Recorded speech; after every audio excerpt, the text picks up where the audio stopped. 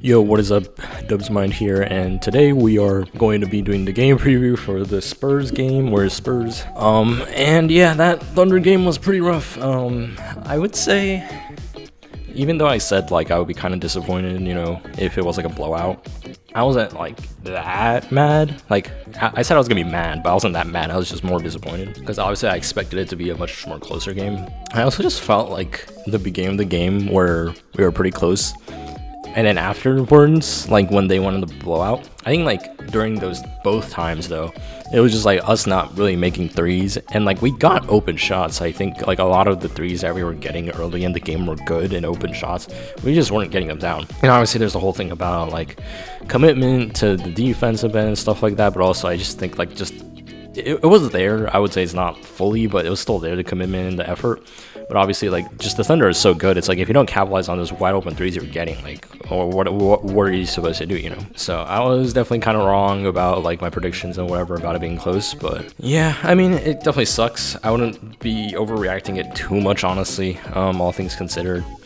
And yeah, I mean, I just didn't expect Steph to struggle that much, so that was that. But let's just get into the news a little bit. So this was a pretty big news. I'm just picking it up.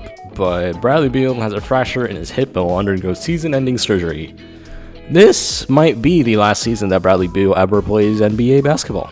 Obviously, we never know, but I would not be surprised. His career was already on a decline after getting bounced from the Suns and now with the Clippers, and he wasn't even playing that well with the Clippers, and then now he's ending up in a situation, obviously, as you can tell, where he's getting a season-ending injury, and or surgery, and it's like, if he's gonna miss a whole season because of this, and with his age, like, yeah, I don't know if anyone's gonna be like thinking of getting him starting next season.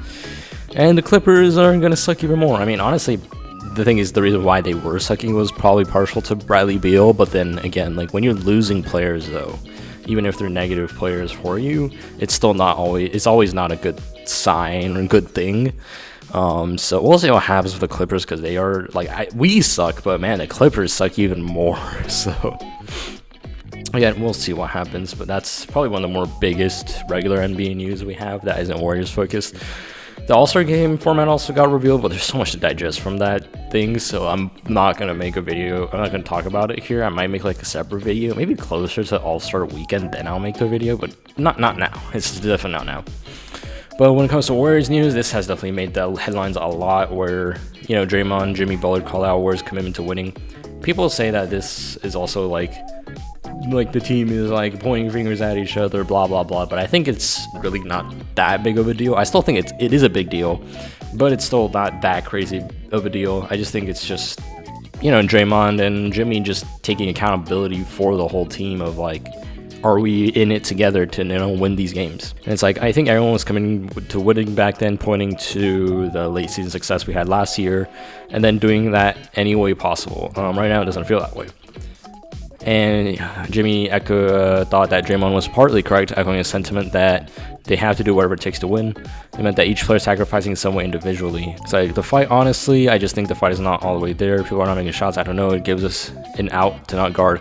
I don't know why. Whatever reason that may be. But we got to fight no matter what. I think most of that fight I'm talking about is on defensive end. If you're not getting stops, you're not playing hard, you're not doing whatever it takes to win. And they just talk about all these things. This is also the one that everyone was talking about, is like, Draymond said, I think everyone has a personal agenda in this league, but you have to make those personal agendas work within the team confines. If it doesn't work, you kind of got to get rid of your agenda, or eventually the agenda is the cause of someone getting rid of you.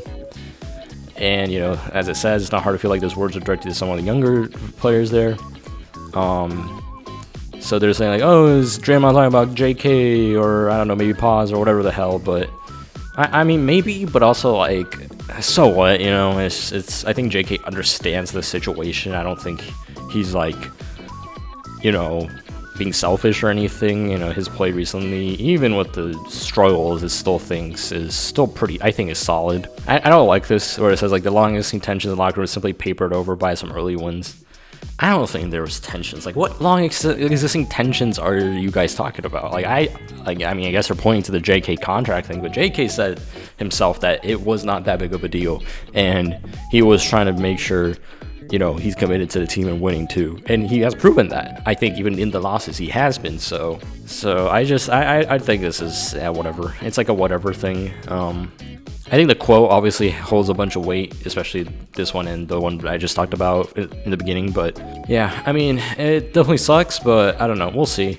Because honestly, like, if Steph wasn't injured and like sick, like this, we could have been like 8-4 right now. Because we're 6-6 right now, we could have been like 8-4 or something like that. Or like 7-5 or something along those lines. And yeah, that's not the best, but it looks better than being 500. So like, I don't think we would have been getting into conversations like this, especially considering we literally played against the best team in the NBA. Okay, so it is what it is. The Warriors will definitely need to start figuring some stuff out. But yeah, I mean, but still, I really liked the beginning of that game. Honestly, it was just like the midway through the game. People were just missing threes, and OKC was just playing much better, and that's what led to the big gap in the blowout loss. So yeah, now let's get into the game. Warriors versus Spurs, 5 o'clock today. I actually don't have much time. This video is gonna go out very late. But anyways, we're here making the video, so it is what it is. Spurs playing very good with Wemby. So injury report: Dylan Harper's out. It seems like his most recent game was the second, so he's missed like 2 games ish, I think. So it definitely sucks for them, but I mean, from what it seems like, they're winning despite that. So, and then QP is going to be probable. Achilles, which is very scary, but good thing he's probable. Al Horford's playing again. Jonathan Kuminga is questionable because of knee tendonitis, which would suck. But also with Wemby again at there, I was not wrong about JK was the best scorer, but again, you can tell he was struggling a little bit with Chet and Hartenstein being there, and I think it's going to be a similar situation against the Spurs. So yeah, I think he might not play that well this game anyways, even if he did play. But we'll see what it is. And then Alex Tuhik, game time decision. He's probably not getting minutes anyways, and then Melton's still going to be out for a little bit more. Yeah, I don't know how long it's going to be until he's back, but we'll see. And the thing is, surprising thing, Draymond's actually not on here. There was, I remember before, I think mentioned this before the game yesterday, Draymond was supposed to not play this game for rest purposes. That's what Steve Kerr stated, but I think because of the loss, I think even if it wasn't a blowout loss where Draymond played more minutes, I think he still might have played. Maybe it has to do with the minutes and the fact that they didn't play that much, but yeah. But I think with the fact that we lost that game in the fashion that we did, I think Draymond probably wants to play too, to just make a statement out there again. So that's that. So that's good, having Draymond back.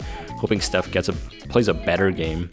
Let's look at their roster. So De'Aaron Fox is back, which is like the most annoying part of the whole, even though Dylan Harper's out. That's going to be a little struggle. But I will say I'm hoping Steph plays a better game, because like when you look at their list, it's like they don't have that much good defenders, like besides like Jeremy Sohan, and like he kind of probably needs to play the 4. So, to guard like Jimmy, so I don't think he's going to be on Steph most likely. I mean, I'm assuming De'Aaron's going to be probably the main guy, but it might be Devin Vassell. I don't know. We'll see. De'Aaron, he's solid defensively, but he's not anyone crazy, so I would be surprised if Steph has like a better game today. But yeah, De'Aaron Fox, main guy, obviously for them in terms of like besides Wemby. And then you have like Devin Vassell, Stephon Castle, and Harrison Barnes there. They have a pretty good team.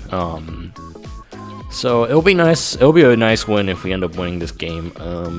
So I mean, looking at the predictor, this one I'm actually like pretty solid with. Like that makes sense. Let's see what their recent game was, so we can check their starting team. So is it De'Aaron Fox, Victor Wembanyama, Stephon Castle, Harrison Barnes, and Devin Vassell. Yeah, and then obviously Dylan Harper didn't play this game because he was already out for a few games. Bench was Julian Champagnie, Luke Cornett, Keldon Johnson, Jeremy Sohan. I mean, Jeremy doesn't even play that much minutes. Yeah, it's probably those other players who's going to guard Steph. Carter Bryant, Kelly Olynyk. I mean, I think Stephon Castle's solid defensively. I haven't watched much Spurs basketball, but but Wemby also just covers a lot of things defensively, so it's gonna be an interesting game to say the least. So they are a very efficient team just shooting the ball. I don't want to say the whole thing with the 3-point shooting because the Thunder were killing it last night, and even though they were a bad 3-point shooting team, but yeah, they're middle of the pack. The Spurs are inside 2-point percentage obviously is top tier because of 1B. Surprisingly, I mean, rebounding is good, but I'm surprised that it's only 11th. I expected it to be more like top 5, but you know, whatever. And the thing is, they turn the ball over a lot, so hoping that we take care of the ball and they, you know, turn the ball over a lot, it would be nice. And that's about it though, honestly. Most of their stats are pretty solid because all the 20s are in like attempts or makes, because like even if makes are bad, it's like if your attempts are low, then your percentage is gonna be good anyway. So as long as your percentages are good for shooting, it's the only thing that matters. So 16th in 3-point shooting percentage isn't terrible. It's middle of the league, obviously. Yeah, the only thing they're bad, I guess, is like free throw percentage. So I guess like you're fine with making them shoot free throws, but that's always not a good thing regardless of the 3-point shooting of a team. So yeah. And opponents' points, they're 4th. Their defensive rating, they're 3rd. So obviously they're a very good defensive team. Again, 5th, sorry, defensive rating. Mainly, obviously, because of Wemby. So we might struggle to score, but we'll see. I'm just hoping Steph gets a good bounce back game. That's all I'm really hoping for. But yeah. We'll see what happens. I would hope we win, but again, I won't be surprised if we lose. I'm keeping my expectations much lower now. So that's that. And yeah, I mean, there's not much to talk about. I mean, obviously, like we're gonna try to shut down 1B as much as possible. It's gonna be very hard. Hoping Al can do some damage there in terms of like defending. But I think it's just the fact that De'Aaron's back. De'Aaron Fox is gonna be so good. So that's also like, I'm hoping Will gets more minutes, man, because I just feel like Will hasn't not been getting as much minutes as he deserves, and he's consistently been playing well. Because I mean, he played well during the main stretch of the game last night too. So I mean, 22 minutes, I guess it's not the worst, but also I don't think he played as much as I would have wanted him to in terms of the first half, because I think a lot of it is second half minutes. I'm hoping it is 22 minutes again. That's fine in terms of minutes totals, but obviously I'm hoping this is a lot more of it is during meaningful minutes. But yeah, I think X Factor, if JK is going to be out, I'm going to assume, I would say Al probably, just because he's a big that can, though one of the bigger, bodies we have that can probably, defend against 1B, obviously not stop him, not even close probably, but still limit his scoring while Al stretches out. Obviously his 3-point shooting was back last game after struggling, mightily during the season. So obviously if he can stretch the floor out to have 1B, I mean, the thing is, 1B is so big that he doesn't even have to go out to the 3-point line that much in order to defend 3-point shots. But again, like trying to get him out of the paint is going to be very important. As you can tell, like, yeah, the Indy game, it was 4 of 6 on threes versus this whole stretch of games. I'm probably even more before this too. But yeah, I think Al might be a good X factor for us. And yeah, I think that's about it for now. I'm gonna make sure to check out the game, guys. And yeah, thank you guys for watching. I'll see you guys in the next video.